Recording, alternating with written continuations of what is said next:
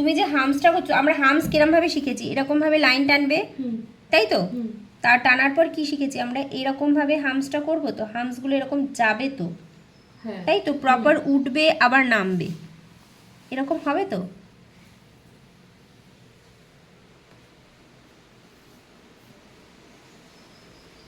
এই যে হামসগুলো করলে এটা কি হচ্ছে, ওপরে একটা লাইন আছে নিচেও একটা লাইন আছে, মেনটেন আছে, কোনোটা আর তোমারগুলো কি হচ্ছে, তোমারগুলো দেখো প্রপার নামছে না, এই যে নিচে নামছে না, এইগুলো তোমারগুলো এগুলো নিচে নামছে না, ছেড়ে যাচ্ছে, আর এগুলো প্রপার একটা এতে নেই, লেন্থে নেই, কোনোটা ছোট কোনোটা বড়, কোনোটা ছোট বড়, এগুলো ঠিক হচ্ছে না। এগুলো হামস যখন হবে এক লেন্থে হবে।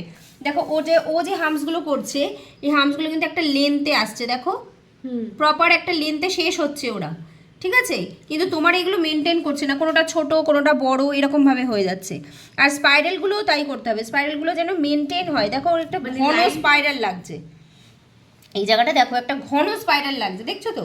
আর তোমার এটা হয়েছে, কিন্তু ডটগুলো বড্ড মোটা মোটা হয়ে গেছে, এই যে লাইন্সগুলোকে সরু করতে হবে, থিন করতে হবে, যে এরকম যেমন করেছে এরকম সরু সরু লাইনে করতে হবে, তবে তো তোমার দেখতে ভালো লাগবে না জিনিসটা।